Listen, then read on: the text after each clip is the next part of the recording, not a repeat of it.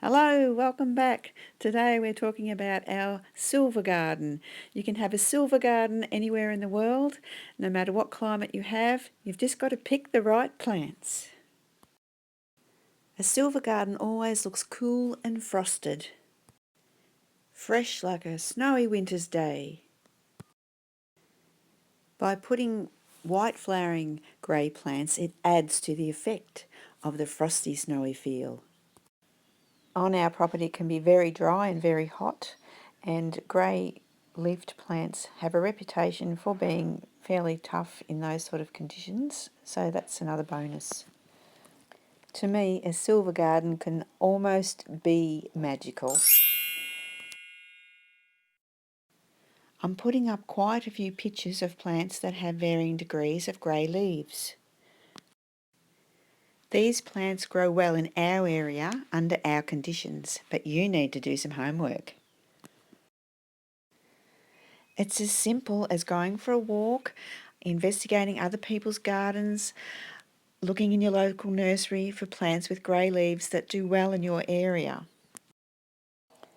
Apart from the grey leaves, it's nice to have different shaped leaves and textures too. That always makes a grey garden look a bit more special and gives you more interest when you're looking around in it. And there's no rules really. You can even have fruiting plants if you like fruiting plants, or native plants if you like native plants, anything like that. Just let your imagination run wild. This is a simple plan of our silver garden at Itchypalmsgardens. There are basically two entrances that you walk through under an archway. There is a central D-shaped garden bed in the middle with a path that goes all the way round. Of course, there needs to be a peaceful place to rest in every garden too, to enjoy it. So we have one of those as well. In this garden, it's a half-round seat around a palm tree. Hello, welcome back to Itchypalmsgardens. You're entering through a honeysuckle hedge, a burgundy honeysuckle hedge, into our silver garden. This silver garden is one of the oldest gardens here. It's the slowest growing though, because I don't water it very often at all. Most of the plants in this garden are very water friendly. They don't need a lot of water. This is an olive tree that I'm planning to trim into a cloud tree, but it is over 15 years old, this tree. So it's got a long way to go before it looks like a cloud tree.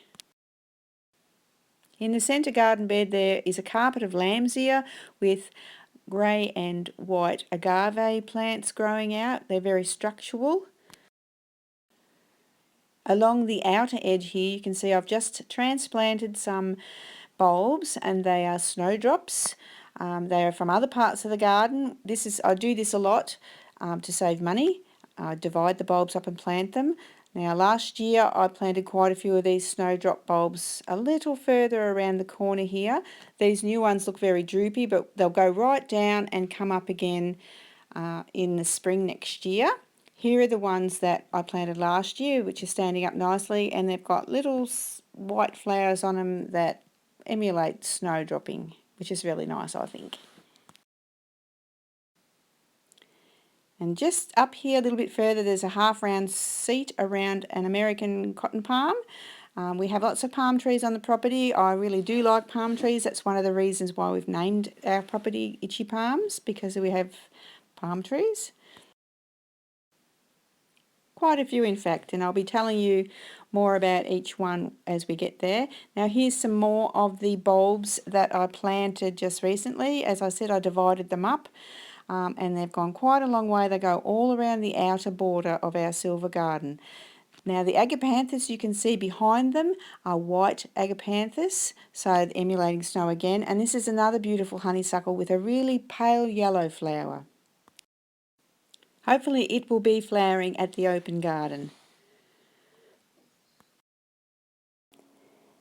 I am planning to plant hen and chicken plants all around the inner edge of the D-shaped garden bed. They should be nice. I'll show you a picture of them close up in a minute. That's another agave. There are two smaller normal shaped olive trees, one each side of the centre cloud olive tree, which you'll see in a moment, and a sandy path all the way around the D-shaped garden bed. In the centre of the D-shaped garden bed I have planted a giant pig face, which I'm not sure whether was a good idea. It's got the pink flowers on it, very pretty.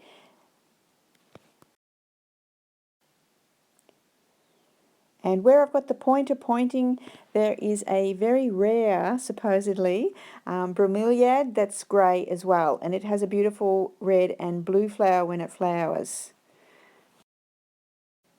Here we can see the palm tree again opposite the main entrance, and the little snowdrops that are actually up that were planted last year, and the lovely grey conifers. There's two on each side of the seat, and yes, that's a nice shot of the special blue bromeliad.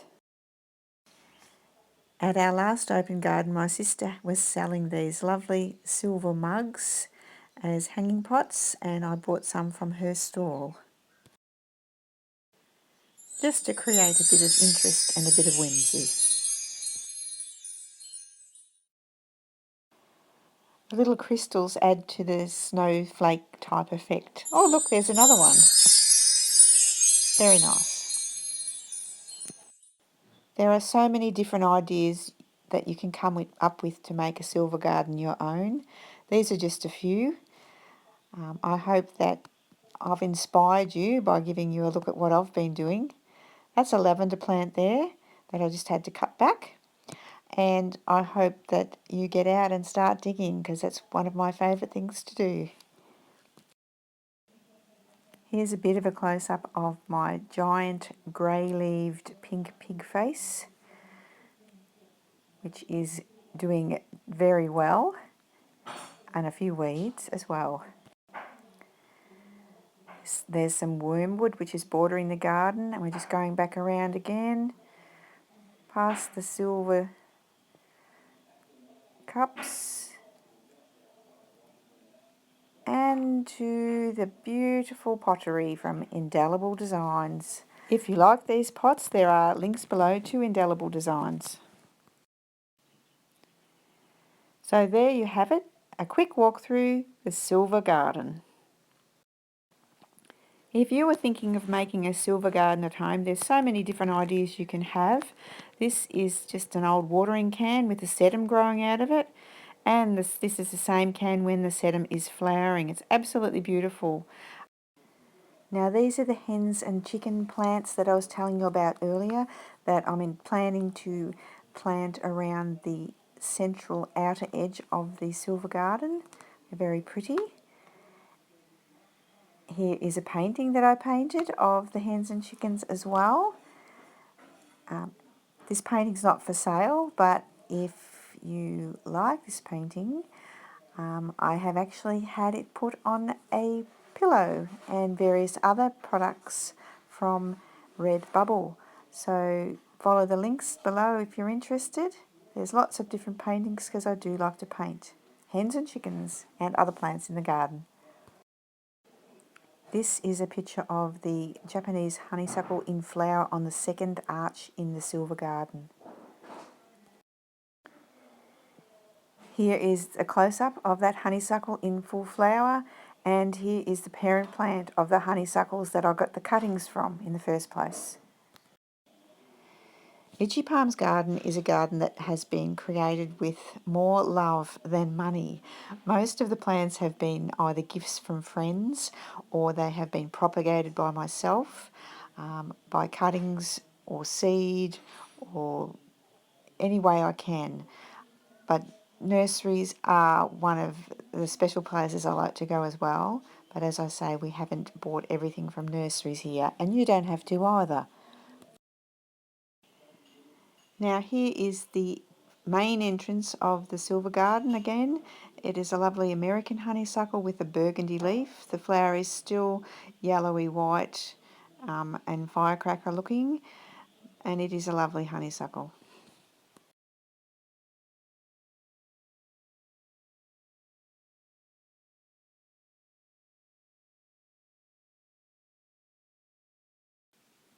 Here I'm walking around the outside of the silver garden. It has a wormwood hedge in the D shape around the outside.